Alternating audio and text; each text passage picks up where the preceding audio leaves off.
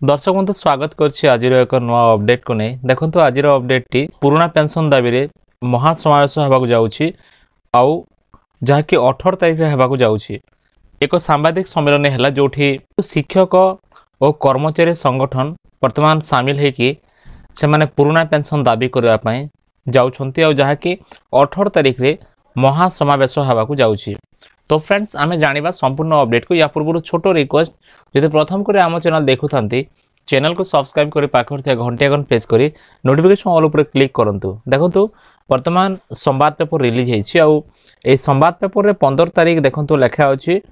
पुराना पेंशन व्यवस्था लागू करने को दाबी जोरदार। वर्तमान जो आंदोलन चली जो दाबी चली पुराना पेंशन को लागू करने ओपीएस लागू करने देखंतु पुराना पेंशन जातीय आंदोलन रो ओडिशा शाखा पक्षर आज एक सांबादिक सम्मेलन डक जाए सरकार को चेतावनी दि जाइए जो वार्निंग देछंती गवर्नमेंट को जेपरि कि ओपीएस लागू हेबो एतपई आ पुराना पेंशन तुरंत लागू न हेले आसंता रविवार दिन देखो आसंता रविवार दिन ओडिशा रे महासमावेश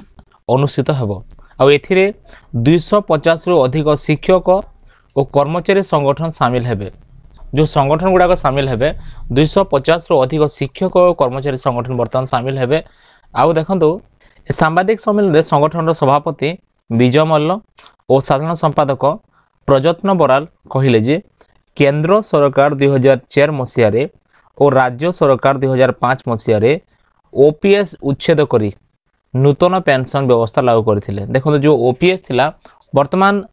पुराना पेंशन को उच्छेद करिकी नूतन पेंशन व्यवस्था लागू कले जहाँकि एनपीएस कले आउ या फल रे हजार हजार सरकारी कर्मचारी 30 रु 40 वर्ष चाकरी करी अवसर पर 1000 रु 2000 टंका पेंशन पाए अति दुर्दिन दिन काटुछन तांको जो 1000 रु 2000 टंका चली हबो नाही काहेकि ना एतिक रे कोनोसी व्यक्ति 1000 2000 मासक चली परिबो नाही। आ जेतेले कि विधायक सांसद माने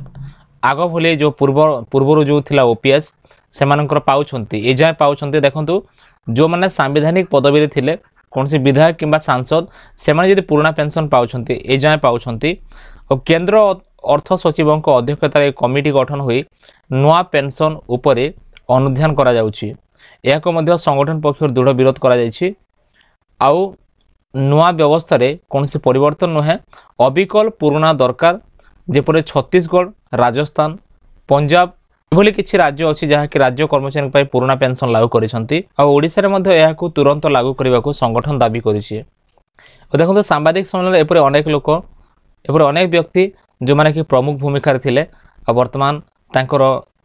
ए जो सांबादिक सम्मेलन थिला वर्तमान प्रेस विज्ञप्ति रे मध्य प्रकाश पाइछि। फ्रेंड्स जहाँ कि आपण मन देखिले एटा होछि संवाद पेपर रे जहाँ कि 18 तारिख समावेश होगा जाउछि आ आपण माने वीडियो को जिते पारुछंती आपनको सांग साथी मध्य शेयर करंतु कारण सरकार एभली जो पेंशन सुविधा को उच्छेद करी जो नवा पेंशन ऐड करिसंती एटा कर्मचारी पाई दुखद विषय अटे। तेणुक निहाती ए विषयटा चेंजेस होगा जरूरी। आउ देखंतु आम राजस्व आम खर्च आम हाथरू जो टैक्स जाउछि सरकार ताहा ही आमको दउछि माने आम टंका आमको से दबो। सरकार कौन करुछंती नॉर्मली कौन से एक योजना करिकी लोक मान को टंका दउछंती कालिया योजना पीएम किसान योजना एभली कौन सी योजना करिकी आउ जो योजना रे कि लोक मान को 6 मास रे किंबा 3 मास रे थरे मिलला परे से माने कहउछंती आमे एते कोटी टंका देई देलु किंतु सत कथा हेउछि कोटी कोटी टंका आमर जाउछि किंतु सरकार देला बेलकु 1000 2000 टंका रे संतुष्ट करूछंती। एत पई आपण माने ये जो दाबी रखिछंती ए दाबी निहाती जरूरी आउ सरकार एसबू शुणा आवश्यक अच्छी। जदि सरकार न शुणिबे ताले निहाती आगो को अन्य किछि पदक्षेप नेबे आगो को इलेक्शन मध्य रहउछि लोकसभा इलेक्शन अछि इलेक्शन पूर्व निहाती ए सबु हेबा आवश्यक अच्छी। तो फ्रेंड्स एथला वर्तमान रो अपडेट जहां आपण मान देखिले